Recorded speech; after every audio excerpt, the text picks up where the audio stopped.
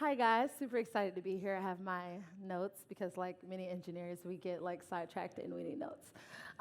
So super excited to be here at React Miami. Just wanted to give a quick, brief background about myself and then get right into my topic for today. So my name is Ariana The Techie, and yes, that's the actual name I go by, so follow me on Twitter. Shameless plug. I've been a software engineer for the past 8 years. Started off in like C#, .NET, then got into like doing like JavaScript stuff, Python, and then like any other engineer, you like just keep learning because who knows just one language, right? And so I'm a 3-time tech founder. Later on, I'll talk a bit about like my tech company. And yeah, so I actually got into the blockchain space back in 2017. So this was I think a year or two after I decided to drop out of college after sophomore year. Because I wanted to do something different from the rest of my family and just like really create opportunity for like wealth and actual money. And I didn't think that the traditional education system would provide that for me. So in 2016, I went and joined a coding boot camp where I learned C#. And there, I always like to credit on stage my dear friend Josh, who exposed me to like cryptography. And this was like back when, you all know Ethereum was $250 back then. So I got in early on some stuff. Don't ask me how much I got today, but super excited. So the title of my talk, again, guys, is Blockchain Through the Eyes of Art. I'm going to go a bit through history and talk about some of the problems that artists have, and then talk about some of my favorite JS libraries that you guys can use to help solve some of the problems from artists. So the earliest forms of art actually date back to 1500 BC in modern-day Nigeria, although oftentimes history tells the story of it starting with Greek and Roman art. The earliest known forms of art and sculptures were from the Nok culture of modern-day Nigeria, which thrived between 1500 BC and 500 AD, with clay figures in elongated bodies and angular shapes. Roman art didn't begin until 650 BCE. Some of the notable artworks of the time were bronze work of Igbo Ukwu of Nigeria and the Terracotta tribe, a clay-based ceramic, and the metalworks of the Yorubas in West Africa. The industry of art has existed for thousands of years, and the industry has always, at the same time, had problems for artists and art collectors for the same amount of time. Some of the common problems that we see in the traditional art industry are the lack of their estates receiving royalties to sold artworks, art collectors receiving forged artworks, and the problem behind authentication of artworks. So I actually have one story that's commonly known is the story of Basquiat, right? We've heard of how his artworks sell for 90 million, 50 million, 60 million, and so many other more crazy amounts of money. But how many people in the room know that most times that his estate actually receives none of that money, which is ridiculous, right? We know the story of Jean-Michel Basquiat, the artist who died at 27 years old and lived in New York City, who was also the known best friend and lover of Andy Warhol. I myself, as a personal art collector, have endured some challenges of my own. One being that I mistakenly purchased a first artwork from an artist that I thought was real. I was visiting a gallery in New York City, and as I'm walking around New York, visiting different galleries to purchase and support local artists because that's just something I'm passionate about and that I've been doing for the past year. And so I purchased a piece of artwork from a gallerist who, I thought it was real. They gave me what seemed to be a certificate of authentication to later find out that it was not an original piece at all. And I even reached out to the artist who was the said artist who produced the work, and he mentioned that this piece was not related to him. And so this got me to thinking, right, of how many other art collectors or artists throughout the world are having problems, and what are the ways that I, as an engineer, can help solve them. And another story I like to share of a local artist friend here in Miami. He's an amazing emerging artist. Last year, he went to an artist residency where he stayed for a couple of weeks. And there at the residency, the folks who were in charge of it, it was in a different country, and the folks who were in charge of the residency talked about how artists were supposed to receive money during that time of the residency, as well as money for that time, but also funds towards like marketing to produce other works, etc. Long story short, the artist completed the residency, and at the end of it, they told him, you cannot take your artwork because we own your work and not you. So this artist had to leave the country where he was at, come back to Miami in literal tears, where this was his first time ever producing a new art medium. And how many other artists go through problems like this across the world and locally here? And here are some very famous headlines of the Basquiat family going through the challenges of many lawsuits and stuff over the years, trying to protect the work of their nephew and son, Jean-Michel Basquiat. So before I get into how you guys can use React to help solve the problem and give something called the Ariana Challenge, I'd like to share with you guys the story behind why I started my company. So I'm the CEO and founder of Mushi, and we are a fine art NFT marketplace where people can buy, sell, and fractionally invest in fine art NFTs. And last year, I got the idea for Mushi. Again, I talked about how I traveled to support other artists and just to support their works and go to different cities. And last year, I was like really in this huge like depression, actually, where I was really struggling with like what was going to be my purpose. And so a challenge I gave myself was once a month, I would fly to a new city across the country and visit different art museums and art galleries. I used Spirit Airlines because your girl didn't have that much money then. So just got to crack a little joke in there, you know, get the crowd warmed up and stuff. And so I was traveling around, and back in August of 2021, I stopped at the MoMA in New York City. And I was having a conversation there with one of the art curators, and we talked about art and how they find art and how they interact with artists and the different problems that they face.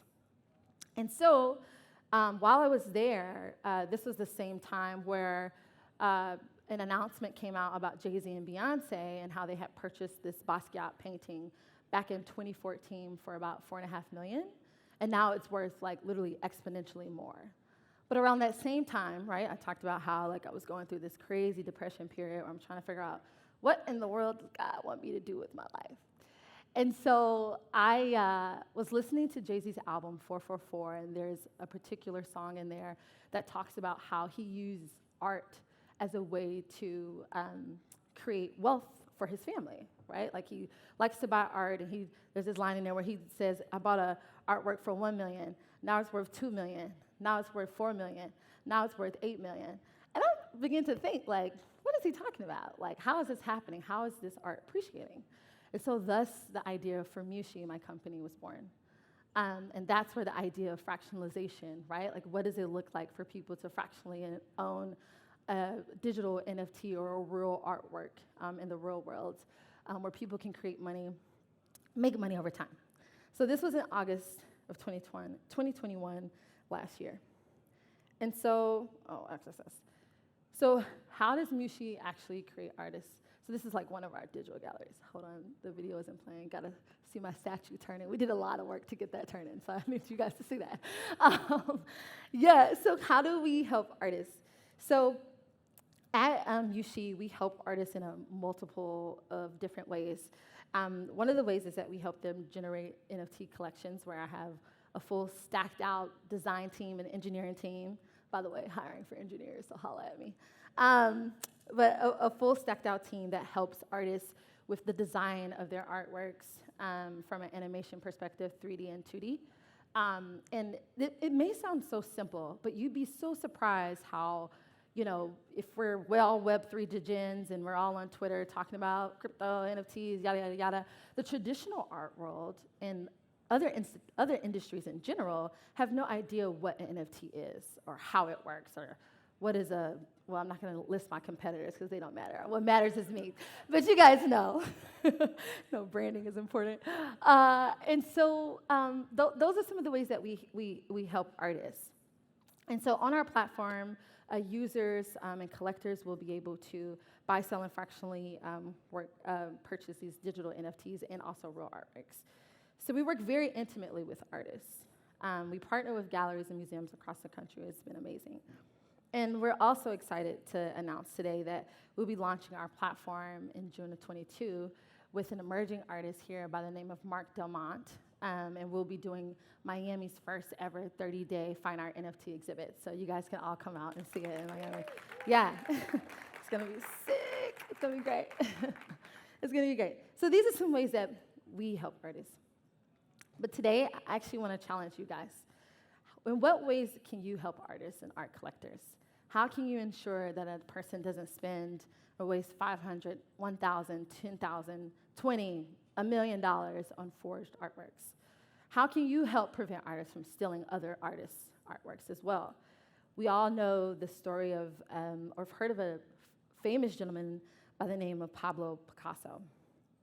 And he's often credited for being the father of Cubism, which many years later, we've all found out to not be true, and that Picasso was actually inspired by South African artists back in 1907, where he gained inspiration from different artists. So what are the different ways that we can protect artists in the NFT world, in the traditional art world, from stealing each other's work?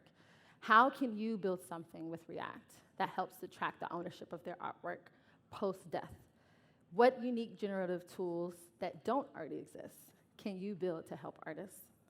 How can you help artists clearly understand smart contracts and help collectors with authentication of these artworks? Okay. It is our duty as engineers and creatives to build the technology of today and tomorrow that will support artists and creatives to freely build, make money to feed their families, and leave behind a legacy that they feel proud of. Do this. So here are 5 React libraries. And I actually have about 15 or 20 different React libraries, but I just didn't want to put them all here because it was going to look kind of crazy. So if you actually are interested in using me on Twitter, I can send you a bunch of some of my favorite libraries, JS libraries. There's a typo here. But 5 in particular that I love are Truffle Flattener. So Truffle Flattener it helps to concatenate Solidity files developed under Truffle with all of their dependencies. The tool helps you to verify different contracts on using Etherscan and debugging them on Remix. Zeppelin OS, which is saved my behind last year. I was like, shout out to Zeppelin. And if anyone's here from Zeppelin, please, I love you guys. You need to sponsor me. Because I use them for a lot of my smart contract stuff. Zeppelin OS is a platform that helps you to develop, deploy, and operate smart contracts on Ethereum and the Ethereum virtual networks, virtual machines, excuse me. So it's the next one. Ethereum Waffle is a simplistic and minimalistic tool that you can use to help write your smart contracts and test them as well. And it's known for being really fast for test execution. Ethereum.js ABI. So this library helps to implement the application binary interface in JavaScript. So it can be used with remote procedure call and helps with communication. So to implement a full simulator. And then Magenta, which is really great. So this is an open source tool that you can use to use machine learning to create art, regular art, and then also music art as well through these different libraries. So those are 5 of my favorite. So in summary, creatives and artists around the world need us. They need us to be inspired by their problems. They need us to sit down with them in their studios and in their offices and their houses to understand how we can help them build solutions. One thing I do at Mushi, and is actually a rule for the whole company, is once per week, one person, either it's me or someone from my team, we actually have to go sit down with our customer. Like, we physically go speak to gallery owners. We physically spend about an hour with artists, asking them about their day. You know, how did you sell artwork today? How are you protecting yourself? What are the problems that you're having when you're negotiating with, collectors and auction houses, especially in traditional old institutions like this? They've been doing ways for so long, and there's so much room for innovation and change. So we're excited to help lead the charge on that. So what are you going to do about it after today? Y'all gotta tell me what y'all gonna do. No, I'm kidding. Cool. I'm like totally off script here. Okay. So, also super excited to announce that my company just closed $3.3 million for our seed round. Super excited. Super big deal. Like, one of my investors actually called me this morning, and they were like, yeah, we actually think you're probably like the youngest and first like black woman to do this for like as a solo founder and software engineer. So history is being made. Super excited. Yeah, history is being made. Super excited. And so I'm pretty sure that wraps up my presentation, y'all. Let me just check. Also, I just wanted to say, like, thank you to React Miami. Thank you to my team, and some of my investors and stuff are also in the crowd. This has been a great journey along building this company, and we're excited to help more artists. We're excited to work with more and get more and recruit more engineers on our team. So the idea for this company was in August. Started building by myself. I was the only software engineer for like the first 4.5 months. And then now I have a team of 7. We still have open roles for like 3 more like engineers and designers. So anyone in the room, hit your girl up. Here's the thing you can scan to sign up for our beta launch. Follow us on Twitter and Instagram. And then, that's basically it. Cool.